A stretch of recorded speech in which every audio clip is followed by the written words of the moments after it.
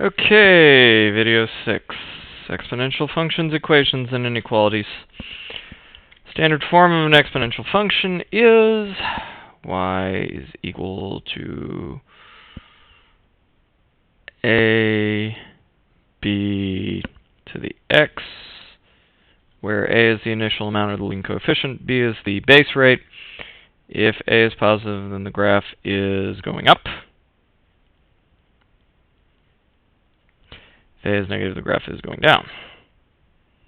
Or rather, I believe the word would have been increasing and decreasing. Yes, let's use our civilized words for this. Yes, okay.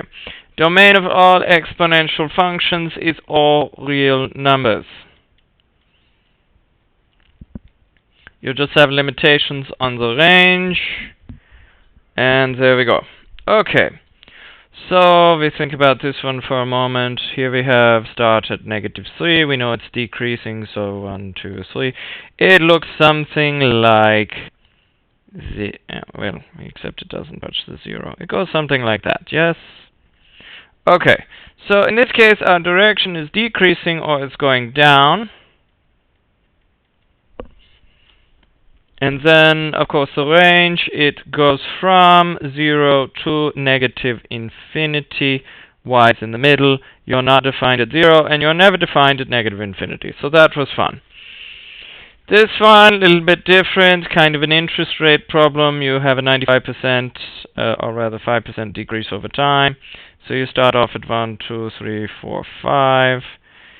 And because it's less than 1, you're repeatedly multiplying by a number less than 1, and so it sort of goes down and it levels off, and it gets very, very close to 0, but never quite gets there. Range, of course, when you have negative exponents, then you're continuously dividing by by 0.95, which makes you go up. And so your direction, it's decreasing, but it levels off.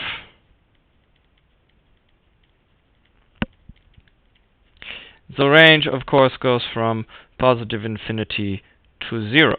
Y is in the middle. Wait, I did that backwards. From 0 to infinity, y is in the middle. There we go. Not defined at either one.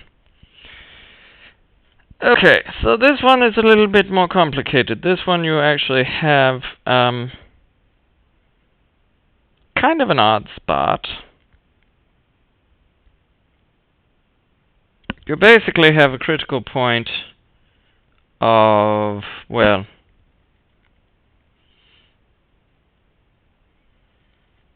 -2 is going to be as low as she goes. And so that's sort of your asymptote right there. But you know that you're going higher, so we know that this is going up because this is positive. Your base is positive. So we know somewhere off in the distant future you do eventually get to -2, and then somewhere off in the distant future you start shooting up. You could graph it on a calculator to see it, but unfortunately I don't have one here. And so in this case, your direction is increasing over time because it's a growth, whereas this one was a decay, this one was a growth, this one was a growth. Your range in this case, -2, is as low as you go, and then infinity is as high as you get. Y is in the middle, not defined at either one. You're really very rarely defined at any of your boundaries on a exponential. Because one of them is always infinity, the other one's always a horizontal asymptote. So that's always fun. Okay. Now, I am not going to get a chance to show you how to do these particulars, because again, I forgot my calculator, but you know, calculator work should be second nature. Okay. The weight of a particular bacterium is tripling every hour. Now this tells you something. First of all, that tells you that the base is 3. Triple to multiply by 3 every time. So you instantaneously know that you have 3 to the x is going to be somewhere in the thing. Okay, so the original amount of the bacteria is 17 grams. So that's going to be your starting amount. So you have 17 times 3 to the x. And so that is your function of x is equal to that. And then they're saying suppose x is equal to 9. Now you evaluate it. So f of 9 is equal to 17 times 3 to the 9. You can find 3 to the 9 by using your calculator. That's the little, so basically you do 17 times 3, little up caret 9, and then you hit enter and it gives you a value, and that's it.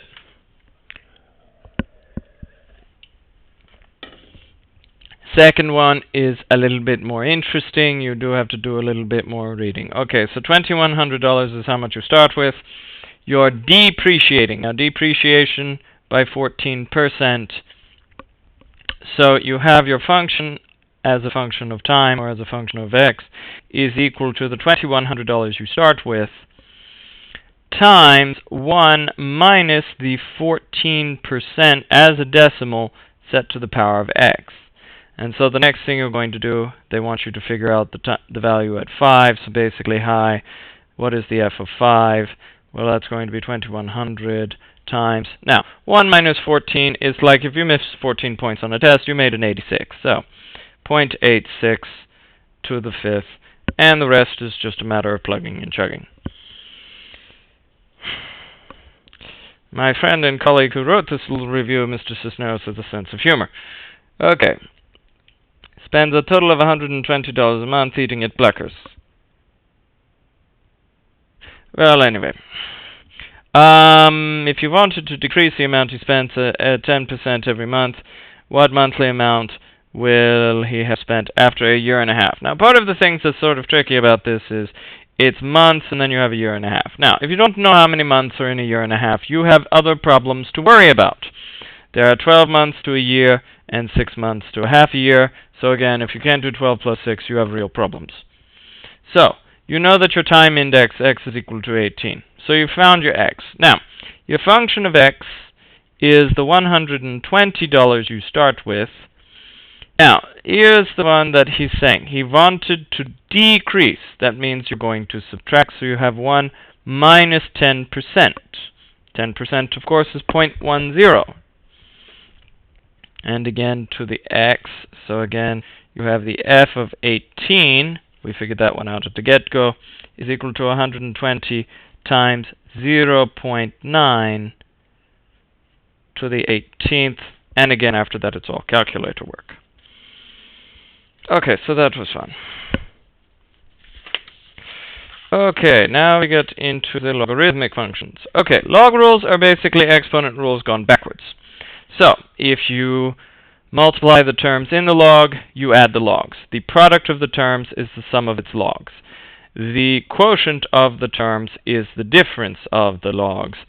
And the power of the terms is the product of the logs. And log cancels base and base cancels log.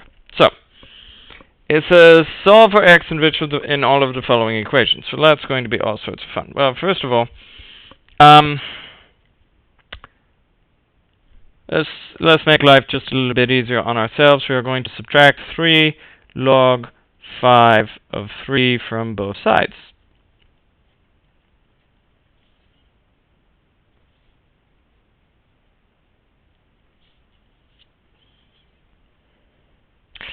So that's just simple subtraction. So we're like, okay, so this is the log 5 of 2 to the x is equal to log 5 of 108 minus 3 log 5 of 3. Well, immediately right away we recognize that we have a coefficient of the log here that becomes the exponent of this. So we think of this as actually minus log 5 of 3 to the third, and this is the log 5 of 108. Okay, well, 3 to the third is 27, and when I'm subtracting these, I basically have the log of 5 of 108 divided by 27, both of which are multiples of 9. We'll get to that in a moment. So again, haven't changed the right side too much. Log cancels base, base cancels log. So really what we have is that 2x is equal to 108 over 27. Well, this is 9 times 12. This is 9 times 3. The 9's cancel. 12 divided by 3 is 4.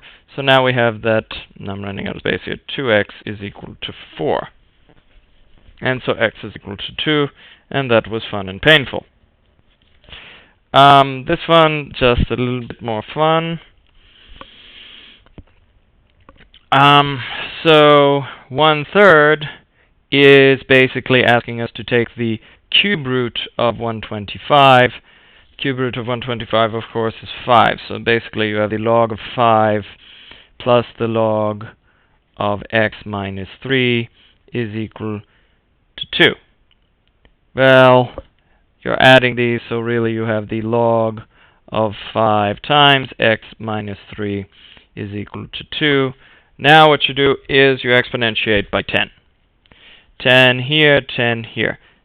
10 cancels log. We know that this is a log of base 10 because they didn't give us a base. All the other ones, they give you a base. So 5 times x minus 3 is equal to 10 to the second power. 10 to the second power is 100. So now you have x minus 3 is equal to 20 because we divided both sides by 5. And so x is equal to 23. And so that was fun. Okay.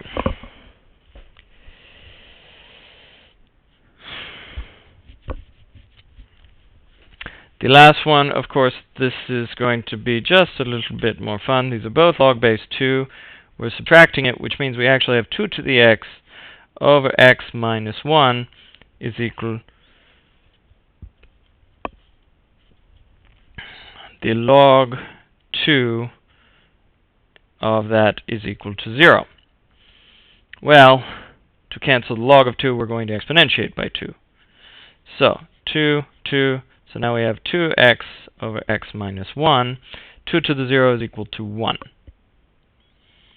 So now we have 2x is equal to x minus 1. I subtract x from both sides.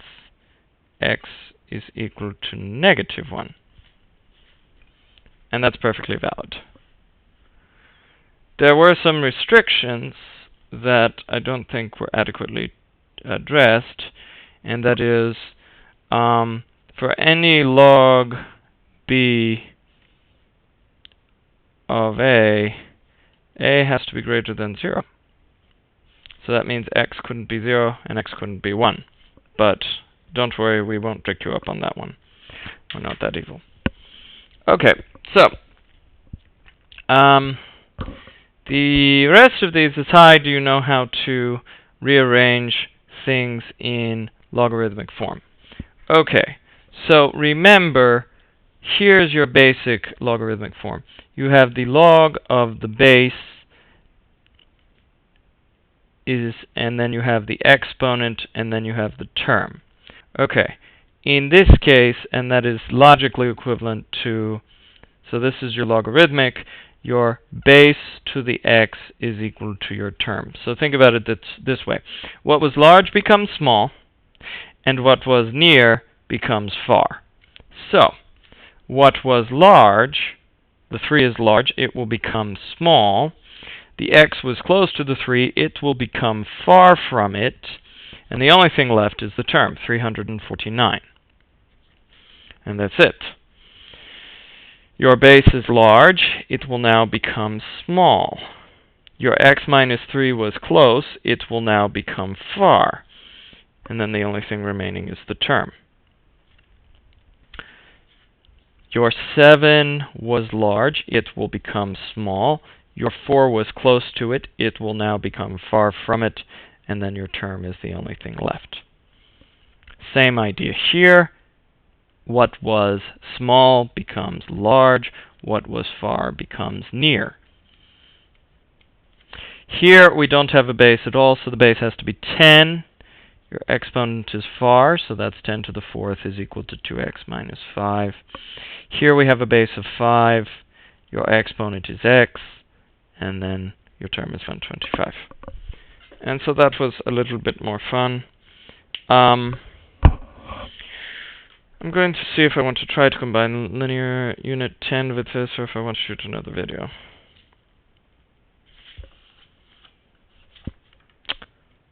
This might be fun. Okay, combine systems, linear, nonlinear. So this is more high. Can you read the bloody thing and come up with a solution? Okay. Perimeter of a rectangle is 28. The area of a rectangle is 40 centimeters. Write a system of equations that could be used to find the length and the width, and then find both. Okay, this might require the use of a calculator, but let's think about this for a moment. 2 times the length plus 2 times the width is equal to 28. We'll get to that in a moment. I'm going to look at this one first. First, you notice they're all divisible by 2. If I divide each of them by 2, I have the length plus the width is equal to 14.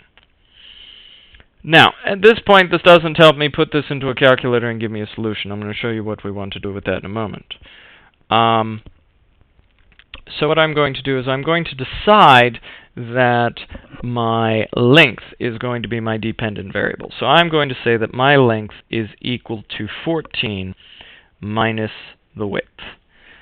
I could have done it with the width, but I didn't choose to, so just go with it. Now, the area of a rectangle is the length times the width, and we're going to say that that is equal to 40.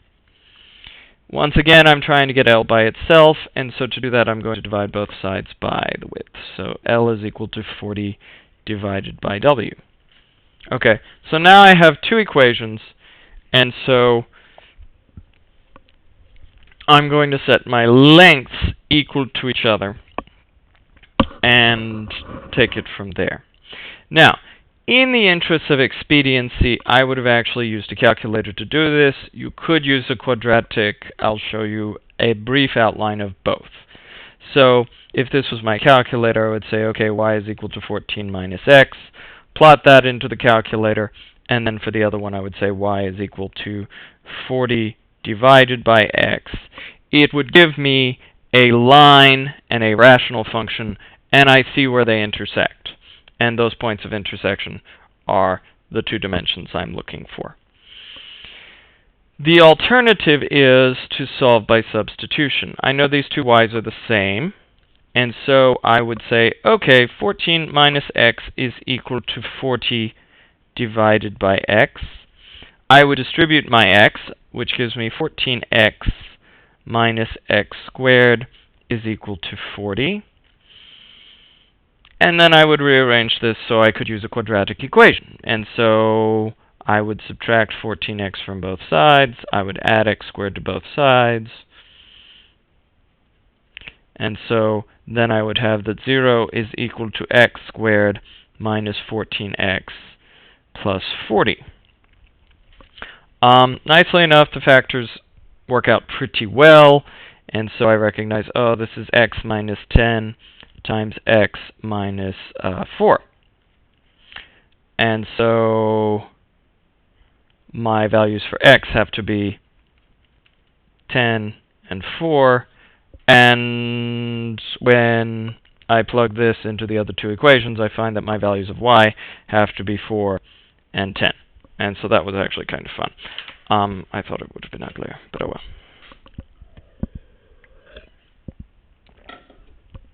And so, you know, you set it up as a rational in a line, and then you can turn it into a quadratic, and there we go.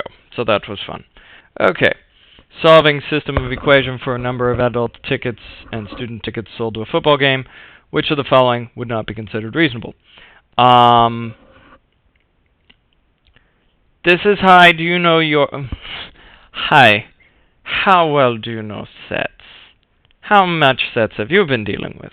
Okay. Obviously, tickets are not going to be fractions. So that's out. Irrational numbers. Again, ugly decimals. We are not going to be selling pie tickets, right? Well, I mean, not tickets for the pie that you eat, but I'm talking about the 3.14 and all that good stuff. So no, that's out. Obviously, we can't be selling negative tickets. This is not the antimatter universe. Spock does not have a bit. Okay. So now we're down to whole numbers, natural numbers, and integers. Natural numbers are 1, 2, 3, 4, 5, and so on. Whole numbers include 0. So, natural numbers, again, your set of natural numbers, the elements start at 1, and then it goes to 3, and so on. Okay. Whole numbers, which is just a little bit more fun. And I never did figure out what the shorthand for that was. Whole numbers start with 0, and then 1, and then 2, and then so far. Okay, so you could actually use both of those for tickets. So these two are good. Now I'm about to show you why integers don't work. Integers, which oddly enough are abbreviated by a z in the traditional number sense set. I will actually use the integer here, since most of you don't know the z shorthand. I feel very sorry for you in that regard. Don't worry, you'll learn them before you die. Or not. So anyway, your integers, of course, you start off in negative infinity land, and then, of course, you get to -2, -1, 0, 1, 2, and so on, all the way to infinity. Now, since the negative numbers are included in the integer set, the integers is not reasonable as a domain, because theoretically somebody could try and sell you negative tickets, which is back where you started over here. So, there we go. Well, that was fun. Oh, joy. Okay. This one... Okay, so you have a square root. The way you're going to clear the square root is you're going to say, okay, I'm going to square both sides. And what I do to the left, I have to do to the right. And so you're going to expand the polynomial here, so you have x squared plus 4x plus 4, because remember it is a square double square, right? Okay. That's going to equal to 9x minus 2. Now, before you go on, you actually need to restrict the domain. What would make this 0? Well, if I set x equal to, what I would actually do is say, okay, 9x minus 2 is equal to 0. 9x is equal to 2. X is equal to 2 over 9. So, if x is less than 2 over 9, this whole thing goes to pot, because then you're taking the square root of a negative number. That's an important restriction you have to place. Having done that, okay, we combine our like terms. So this is what I call restriction. Okay, we'll do restrictions on the other one in a sec. Actually, you don't need to. Okay, so combine your like terms. I mean, or you could graph each of these as a y1 and a y2, see where they intersect. I don't really much care for that idea, so I'm going to subtract 9x and add 2, subtract 9x. And so now we have x squared minus 5x plus 6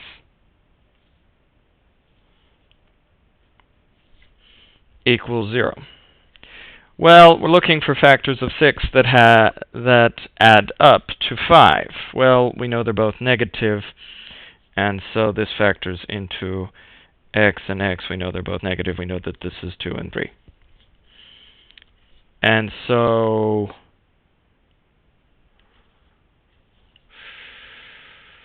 both of these are greater than 2/9, so that doesn't matter. And so your solution set is that x is equal to 2 and 3. And there we go. Because insiders lie. Same basic idea with the next one. Use the transitive property. Since these y's are the same, you say, okay, x squared minus 3x minus 6 is equal to negative 5x minus 7. Of course, what you could also do is you could also graph the thing, and you'll find that there is a quadratic and then that there is a line, and they might intersect in 2 places. They might intersect in 1. They might not intersect at all. You could graph it to make sure. But anyway, add 5x, add 7, add 7, add 5x, x squared plus 2x plus 1 equals 0. This, of course, is a square double square, and so x plus 1 quantity squared is equal to 0. So in this case, you actually had a quadratic hitting the line at exactly one place. Okay, insiders lie, and so x is equal to negative 1. And if x is equal to negative 1, 5 minus 7 is negative 2. You plug negative 1 in for here. And that is the end of that one.